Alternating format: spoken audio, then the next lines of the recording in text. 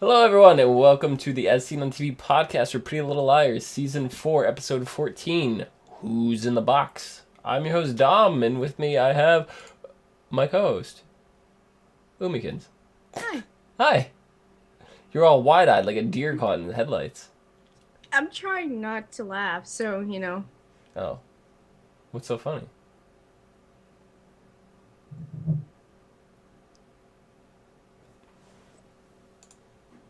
I'll drink to that. How's it going? Pretty good.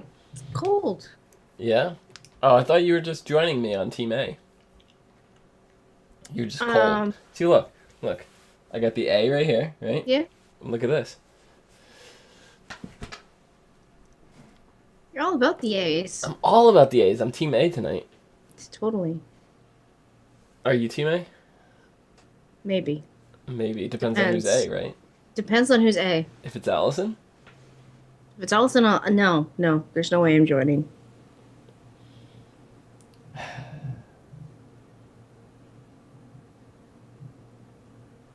What? I want to see how long you're going to sit there.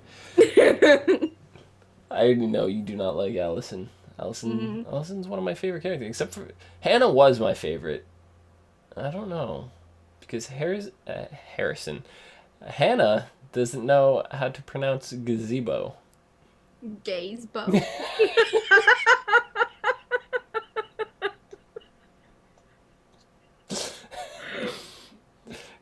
I was like, what the fuck is a gazebo? Yeah, I know. I've never even Spencer heard was somebody there. call it that. Like, No. maybe if she was reading it, right, I could maybe understand that, Yeah. but not speaking it. Gazebo. It's like a gay Yeah. rainbow. A gazebo. Gazebo. Yep. Did. So, the episode was Who's in the Box? Mm-hmm. Who's in the box? Well, we never found out who was in the box. So that's a very misleading title. Yeah, I know. So, I don't know. We met these three new girls. Well, we met two of the three, but it's a whole new posse. Apparently, this girl Sarah went missing right around the same time as Allie. Right. Their friends Claire and Tina showed up for coffee, and Avery refused to come for whatever reason. She was tired or something. She's depressed. Yeah. That's what she is. So I guess it was Hannah's idea. Of all people, Hannah had a bright idea for once. Yeah, that was a really great idea. Yeah, it was, but it turned out not to really go anywhere. This is true. Or so we think. Do you think we've seen the end of them? No. Definitely not. Do you think Sarah is actually tied to Allison? Maybe just not the way they thought? They definitely she has a part to play. I mean, she went missing. She's not the girl in the box, so they figured out. But her disappearance can't be coincidence in this situation anyways. Yeah. I don't know. There's no coincidences on this show. No. There's none. Zero. You go all the way back to season 1. You start looking at Ezra. You pay a lot of close attention to Ezra. He's guilty. Right from the beginning. There's so many clues. So many clues. Yeah, I'm gonna have to go back and see. Now that you know what to look for, it's obvious, and I don't believe it took this long for me to figure it out. I was never really paying attention to the clues because I just figured the show was making it up as it went along, and they didn't have anybody in mind, and they were just going to spring it on us one day and then just figure out some way to tie it all together. But I didn't think they actually had somebody, right? Because I'm not gonna lie. I went ahead and I read synopsis for all the books. I wanted to see what was going on. The first season followed the first book fairly well, and it was Mona and all that. And the second one kind of was going with Allison's sister and thing like that, but there's nothing about Ezra ever, still, and they're like 12 books in or something, and there's nothing about Ezra. So definitely caught me by surprise on that one. But speaking of Mona, do you think Mona's still looking for vengeance, or do you think she really put herself out on the line for Hannah? I think she's looking for vengeance against A. Because I think, Mona would still be on Hannah's, friend list and she'd be closer to the girls and they'd actually be friends other than, being friends because they were enemies and they kind of have a common enemy now. I think she wants to get back at A and try to figure that out and criminalize A somehow. And that's probably has to do with that's what she was trying to do with Ezra when they had that little sit down. Yeah, so do you think that do you think she knows? Mona knows that Ezra's A, or I don't know, she was kind of leading on to that. Yeah, she was poking around and she definitely was, trying to get a rise out of Ezra, and then he said what he said and she was like, all right, I'm gonna walk away now because I know exactly what I wanted to know. And I'm out of this is out of my league. I can't deal with this shit. She's done with that. But we had she was like, "Oh, you have a very interesting reading list." Like, does he really get to choose that much of it? Like, or I'm pretty sure like the school has a set of books that they want the kids to read. I don't think the teacher has complete control over that, right? For each bit of the curriculum, there is a list of books, and it can be up to 20 books. So he can go in and say, well, this book fits me, and this book fits me, and it's like, they go through how many books in a semester usually? Yeah. So it's like 5 books or whatever, technically or typically. Mm-hmm. So he can pick the books per se, as long as they're on the reading list that the school provides. Now, I have not, but have you ever read Dr. Jekyll and Mr. Hyde? Nope. Because Ezra, he wrote on the blackboard, he said, you must suffer me to go my own dark way. And it seems like they're really focusing on Ezra being this evil entity right now. Like, they're spending a lot of time. You could hear it in the music, like all these dramatic cues and everything. Every time you get like a moment alone with Ezra or he's alone with Arya or whatever, like the music completely shifts, which is something that has never happened before, and it's because they want you to start worrying about Ezra. But he even says that you all know the story of Dr. Jekyll and Mr. Hyde. Mm-hmm. Or the concept rather. He says the concept behind Dr. Jekyll and Mr. Hyde, but you don't know the story. It's now riddled with cliches and the retellings and various different things like that. Do you think they're alluding to something there that maybe we can't quite pick up because neither of us have read the actual book? I think Ezra is just like the obvious choice now, that they're making him kind of like Toby.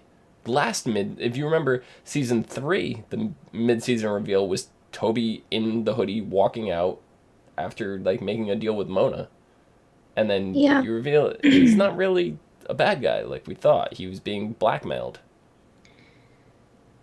No, I don't think that Ezra is per se, the actual person in charge of everything, but I know he has a part in it. And just because he's, he is an intelligent guy and he has ways of getting his words around so that it doesn't, incriminate him at all. Mm-hmm. He's good at masking himself, which is kind of what Mona was getting at during their talk. Like, she's like saying that, all your books have a guy in a mask and he's playing a good part and a bad part. Yeah. Yeah, I could definitely see that. Mm-hmm. What about while he pulled Arya aside and they kind of had this little conversation going, and while they were doing that, the other girls went to the classroom. They were sitting next door, and they were trying to talk, and then all of a sudden on the board we see Allie Oxenfree. Whoever finds her gets to keep her. Kisses A. Do you think that's Mr. Fitz there? I've never really paid it. Like, I mean, the obvious choice you would go for is, trying to um, pick out the handwriting to see if it's similar to Ezra's. Mm-hmm. I never really paid attention to his handwriting, so I mean, I can't say, oh, it's Ezra's, but it is on a chalkboard. It makes sense. That's the easiest thing he can get.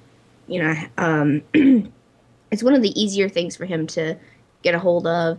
It's easy to get rid of. Like in a second, you write it out, take a picture, erase it.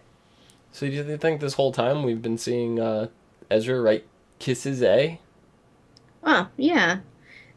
It, I mean, to play off as an anonymous figure, it's easy to gender bend and pretend that you are a girl or you are a guy. I mean, look at all these games out there everybody plays online. Guys get away with playing girls all the time. And, people, say, hey, girl, what's up? And they're like, I'm a guy. Yeah. Hmm. I guess. I could see Okay. Ezra cross-dressing at night. Well, maybe not that one, but yeah. Yeah. Now you have that wonderful image in your head. A horrible image. It's horrible. Wonderful. It's like Miley Cyrus horrible. It's not that bad. It's I horrible. didn't say he was going around licking sledgehammers. Riding naked on wrecking balls in school.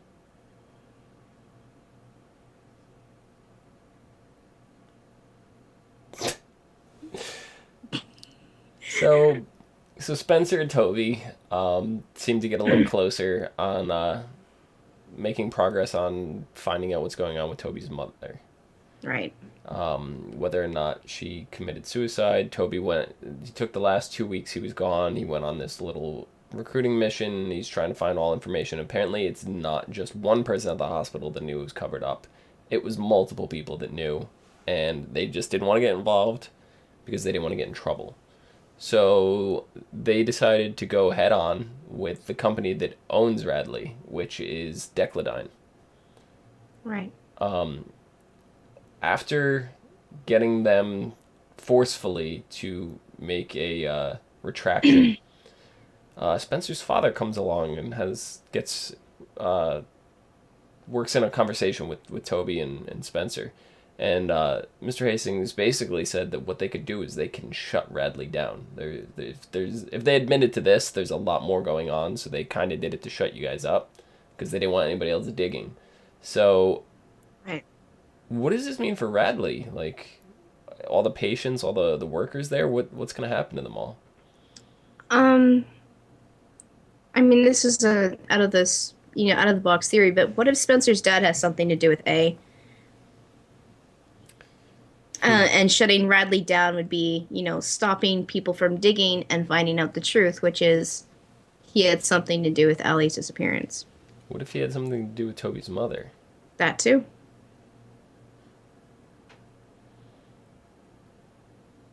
Yeah, because I was going to say, there's something going on there because all of a sudden he wants to shut Radley down. He says he says it's for Spencer, and he says, I always do what's best for my family. Mm-hmm. So obviously there's something a little more going on there because it's not just because Spencer was in a mental hospital he wants the place shut down. There's more to it than that. There has to be. Well, we all know that Spencer's daddy got crazy with Allie's mom, made Jason.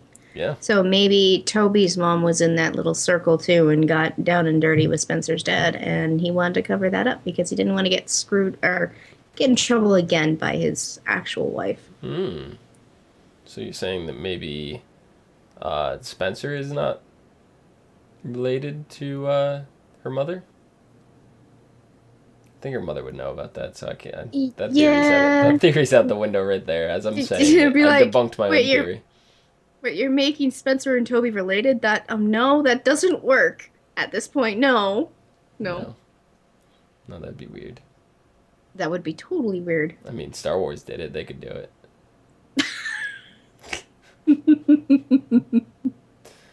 That's just nasty. You you can't get much worse than Back to the Future, though. Like, he was hitting on his mom. or the other way around, or whatever it was. But that was pretty bad. So I don't know. Maybe. Who knows? No, I doubt it. There's something there. We don't know what it is, but it's No. it's not that. Yeah. Definitely not that. So Mrs. De Laurentiis, she claimed to Hannah that she saw Allison in her dreams. Do you think Allie is actually visiting her mother, or she's just having vivid dreams? Allie has visited the girls before in their dreams. Like when Hannah was in the hospital, it was really Allie. When Emily was in that barn with the psychiatric doctor of the lady, she saw Allie and she was kind of like, she thought she was hallucinating. Because she was kind of like getting gassed or something. I can't really remember. It's foggy. It's foggy. It's foggy. But, Allie has been there for those types of things. So I think Mrs. De Laurentiis is just so, messed up in the head because of actually losing Allie and then, going through the divorce. And there's other things that she's just thinking she's dreaming. And Allie's actually there. Yeah. Do you think Jason knows about Allie? Do you think that's a thing? I don't know. I don't know, to be honest, because, if he knew about Allie, he'd be trying so hard to find her and put A to rest. But right now he's off on a little car trip to, Montana? Yeah.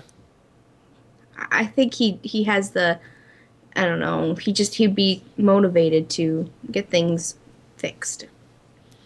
So, do you think Mrs. De Laurentiis knows about Allie? That's actually been a question I've had. Like, she says a raccoon under her porch and all this kind of it takes 2 seconds to go look to see what the actual problem is under the porch. Yeah. To see if there's an actual, raccoon's nest or something. She didn't seem too worried about the person that was sleeping with the sleeping bag in her crawl space in the basement. No. I think she knows, but she's not really doing anything about it. And that this whole dreaming about Allison is just something that she's going to tell people. Because she said to Hannah, she goes, Allison told me. This was when Hannah's mother was getting a job through Mrs. De Laurentiis real estate. And she says to Hannah, Allison told me to do it. And Hannah looks and like, what? Yeah. It was almost as if she was trying to get her to be like, Allison's alive too, just so maybe she doesn't know that Hannah knows. Yeah. So, maybe she's starting to suspect it. So I think she does know. Maybe it's one of those things that, it's like a burden to know that she's alive, and she wants to be able to share it with the girls that Allie was supposedly closest to, which is Hannah and Emily and Aria and Spencer. Yeah. And Mona. No. No? No. Poor Mona. Mona only ever wanted to fit in from the very beginning. That's Yeah. all she ever wanted. She could have easily, too. That's the thing. Well, she did for a while. Until she started pretending to be A. Her and Hannah were like... Yeah, but that was when Allison was out of the picture. Right. This is true. Mm-hmm. She only got to where she was because of Allison's journal, diary, whatever the case may be. Mm-hmm. Which we got to see at the end of the episode. We get to see, we have some screen caps I have right here of the actual diary that I freeze framed. And it says, Dear Diary, secrets make the world go round. Everyone has something to hide. From students to creepy janitors. Or from... Yeah, it looks like students to creepy janitors and high school students. I don't know why it says students twice there. That was probably... They're like, whatever. Nobody's going to see that. It says, if secrets had a pentagon, Rosewood High would be it. I would be the acting director because I know it all. and it's like P.S. Diary. I think it's blah blah blah blah to refer to blah blah whatever group of people, person, something, and it looks like it says death dead nonsense or something there. I can't quite make out that bottom. It's 'cause the way it's all squished and some of Yeah. it looks scribbled out and her hand's blocking, so I can't completely see that. And then the second page, uh, it says, "In truth, this is not so much a diary as it is a record keeper. I used to keep track of everyone's dirty little secrets I can use to help my day be a little bit more fun and also use everyone's dirt against them in order to get me out of this boring little town." And then it looks like this says practically sisters, something about Miss Prissy Pants, and a Spencer. secret. Yeah, probably. Secret that she doesn't even know, and I can't read the rest of it, but that's probably Jason. She's talking about Jason. yeah, that's probably in regards to Jason and Yeah. various things there. So that's as much as we got out of the diary this episode. We have seen little bits and pieces of it before, and there's various things on Hannah. There's something on Spencer, I believe, on another page somewhere else. So I don't know. I thought that there was going to be more to the journal. At first, I thought it was just going to be chicken scratch, and there was actually going to be nothing on the pages and whatever. So when I paused it, and I can read words. I was kind of in shock.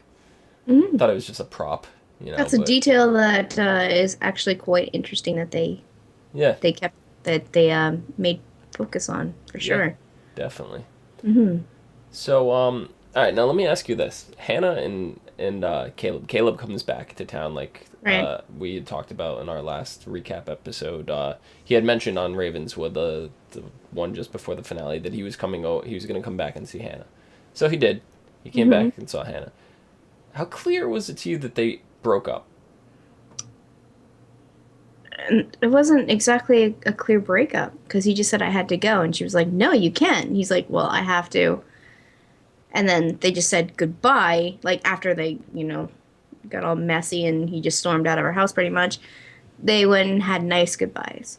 So, maybe in Hannah's head, they're broken up, and in Caleb, he's upset because I think, as Ravenswood is, he's going back to a pretty bad situation. I mean, I haven't watched it, but I mean, as history goes, he's that in that group of teens that's just gonna end up dying.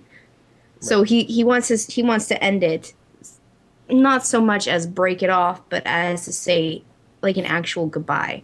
So I did end up watching the Ravenswood episode, and little bit of information. So if you guys haven't seen it, spoilers, whatever. The whole thing was back in like the 1900s. The town made a pact where none of their war veterans, whatever, no one from their town would die in battle in war. And as a sacrifice, 5 random kids from their town, I guess, would die. It seems like a really weird like trade off to me. Yeah. But like that's where that's going, and it's repeated itself multiple times, 5-6 times now, up until this time when so far it's only Miranda. So very early on in the episode, Miranda and Caleb are having a conversation, and Miranda says, "Are you gonna talk to me about what happened? Are you gonna talk to me?" And he goes, "About what?" And she goes, "About what happened when you went to Rosewood." And I was like, at this point, I had not watched Pretty Little Liars, so I was like, "Oops, I'm watching it out of order." I paused it there. I went back, I watched Pretty Little Liars, and then watched Ravenswood after. So I came back, so I didn't get any spoilers myself. I caught it just in time because it was quick. And he says, "I broke up with Hannah." Okay. So, as far as Caleb's concerned, they are broken up. Do you think Hannah has the same impression? I was thinking Hannah more so, but apparently, yeah, they're broken up. But I mean, it wasn't like I'm breaking up with you. I guess, I've had those kinds of breakups where it's just like it's it's clear and concise and that's it. You walk away. But I mean, they kind of hung on and they said bye, but they didn't end it, sort of, you know? Yeah. The other thing, Miranda was kind of upset that Caleb didn't tell Hannah about anything that was going on, even the fact that Miranda was dead. Mm-hmm. And Miranda goes, "You know what she's going to think." And he just goes, "I think worrying about your reputation should be the last thing on your mind." And she got kind of offended toward that. And I was like, yeah, why would you put Hannah through all this? Like, just kind of fill her in on what's going on. But I mean, yeah, she filled him in on all the A stuff. Why can't he fill her in on all the Ravenswood stuff? right, and he says that he doesn't want, because he knows she'll get worried and she'll come running out to the town, and he doesn't want to get her involved. I could kind of understand that, Yeah. but at the same time, no. So maybe it's for the best that they broke things off. Guess so. I don't know. This episode of Ravenswood I actually enjoyed. It was a good episode. So maybe they got their shit together. And this is how the series is gonna be from here on out. There was nothing like, I wasn't dreading watching it by any means. Like the other ones, I was like, come on, just end the episode already. And this one, I was like, this felt like a Pretty Little Liars episode to me. So if they keep this trend on, I'll be excited to continue watching it. So I don't know. But anyway, enough with the Ravenswood, because this is Pretty Little Liars. But I guess we have to talk about it a little bit. There's a little crossover, so Yeah. it makes sense to talk about it a little bit.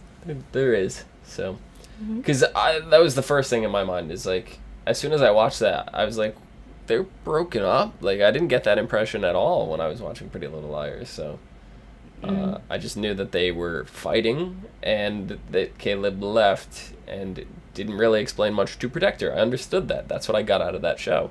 And then when I watched Ravenswood, I was like, wait, they're actually broken up? I didn't see that coming at all. No. So I guess the last big thing is Ezra. He's got this secret cabin. Who knows how long he's had this thing. It's somewhere around the time that him and Arya broke up. Yeah. Because he specifically said to Arya that it was shortly after things didn't pan out with them is when the offer came on the table. So now he's got this cabin, and he's not doing a very good job at concealing this trap door in the floor. I don't think it really matters. Like, if Spencer or any of the other girls were there, yeah, of course they would be wanting to check it out. But him and Arya just kind of got a little crazy under the sheets. So, I mean, she's not really paying attention to some trap door. Well, this is true, but if there was something really that crazy going on with it, wouldn't you, like, put a throw rug over it? It's, like, half concealed. Like, the handle is visible. That's the most obvious thing. Like, cover the rest of, like, cover the handle and just have, like, part of the thing show. I don't know, it's really weird. I don't think, because, Arya did kind of call him on a whim and like, I need to talk to you. And he's like, well, I know a place. I don't think he was expecting to take anyone back to that cabin at any time soon. So he didn't really have a chance to cover up his trapdoors. I mean, I guess. It's possible. I know if this was me in this situation, I had something to hide, a trapdoor, and I didn't have time to hide it, and she's coming here, I would have just made an excuse to change my shirt and throw the old one on top of the trapdoor handles. Like, just something to cover it. Arya would pull the line on you like, I've seen you naked before. Come on, don't be such a little bitch. Okay, well then I take the shirt that I was wearing and leave it on the floor, and that's the end of it. Like, okay. I find some way to cover it is my point. I wouldn't just leave it there. You see him, he's kind of got this Dr. Jekyll, Mr. Hyde thing, which was kind of really funny because of what they were talking about, and obviously they set it up this way. But he's laying in bed, watching Arya, who's looking out the window, and you see the light, it's like half on him. It's like split right down his face. He's got like a dark shadow on one side of his face. He's got the light on one side. It's like, that's Dr. Jekyll, Mr. Hyde. I was looking at that. So, I don't know. And then you see the very end of the episode, like the post-credits reveal piece. You see or what is it? Presumed to be Ezra, whoever, walk into the cabin, lift the rug up, open the trapdoor, and you see it's actually stairs that lead down somewhere. So what do you think is in this trapdoor? Probably all the evidence from the RV. What about from Ravenswood? What do you mean? Remember the office that they found in Ravenswood? Oh yeah, yeah, yeah. There That was that's a possibility too. That they a said lot of that stuff Caleb from. went to go check it out and said the entire place was wiped out. You're going robot. I'm going robot? You're going robot. I'm not going robot. Okay. On my end, you're. Anyways, yeah, but Caleb, when he was in Ravenswood, before he came back, I guess him and Hannah had discussed and said to go. We didn't see this in Ravenswood, but this was through dialogue, whatever, on Pretty Little Liars. Uh, he said before he came down here, he checked the lair out, and it was completely wiped out. So, Ezra was the last one we saw in there, so we're only assuming that Ezra's the one that dismantled and hid it. So do you think that maybe that's in the cabin? Do you think that's his new lair? oh, it's very possible. I mean, he needed some place to stash that stuff, so I mean, that is a place where there is nothing as far as technology goes there. So it's a good place to keep things in hiding. I mean, if he wants to use the electronic stuff again, he's gonna have to move, find another one. But other than that, yeah. Yep. I don't know. But, so... I don't know. You have anything else for this particular episode? I don't know. I expected it. It just felt short to me, I guess. I was kind of like, oh, it's done already when, it got, I don't know. I just, there seemed like there needed to be a lot more, story for a winter premiere like that. Yeah, they tried their best to accommodate everybody. They snuck Paige in there. Like, we had Ugh. I know. They had two, like, whole dialogue sessions with Paige. I was like, couldn't you just cut that out and put something better in there? We saw Toby, we saw Caleb. Like, we got a lot of resolution on some loose end stories. Yeah. Toby's mother storyline is progressing steadily. Like, it's good. Like, it looks like it's coming close to an end somewhere. It's not, like, floating out in limbo, being dragged on anymore. It looks like it's actually going somewhere this time. Well, I think his mom's storyline is done. He got confirmation that she was murdered. Now it's to closing down Radley. It's a completely different storyline as far as that's concerned. Yeah. It looks like the Ravenswood thing, because now that they found out Allison's alive, Cece's gone, the lair is packed up. Looks like Ravenswood on their end is closed up. So looks like they can get back to focusing on what they need to focus on now. So we need Ezra, we need Mona, we need to find out what happened with Jenna. Yeah. And we need to find out now where Jason is, somebody that we weren't even thinking of recently. All of a sudden Jason's back in the picture, like what's going on with him. So they have a lot of stuff now that they answered, they set up. I think it was good. It seemed short, but it seemed short. But it was good. It wasn't super action packed. We didn't get to see Ezra exactly be evil like we were expecting, but to see more layers of where he's going with that, I think it worked really well. So it did. Yeah. We have next episode is called Love Shack Baby, with the capital A in the shack. So yeah. So that's got to be the cabin. That's obviously the cabin. Yeah. It's got to be. So the synopsis says Ezra's dark side continues to haunt the liars while they're in the middle of trying to get Allison to come back to fix things to normal. Fix things to normal. That's just worded awkwardly. I think it's fix things back to normal. I think they forgot a word in there. Yeah, maybe. Could be. Yeah. So, Omi, where can the people find you? They can find me on Twitter at LadyVenom24, LadyVenom24. And you can find me at twitter.com/phenomenadom.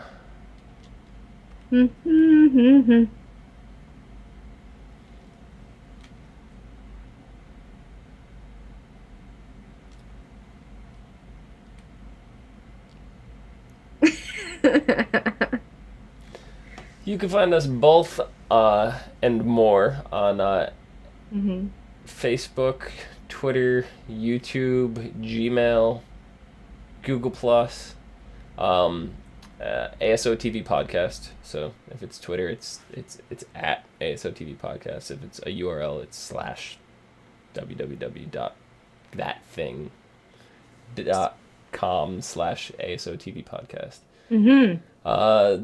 Leave us some feedback, comments, theories, fan fiction. Who cares?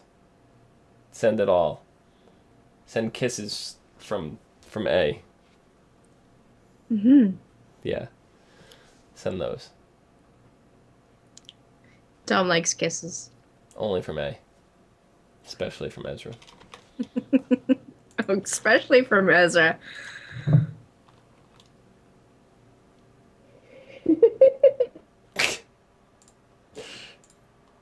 So follow us there for more podcasts for some of your favorite TV shows, and until next week. I'll drink to that.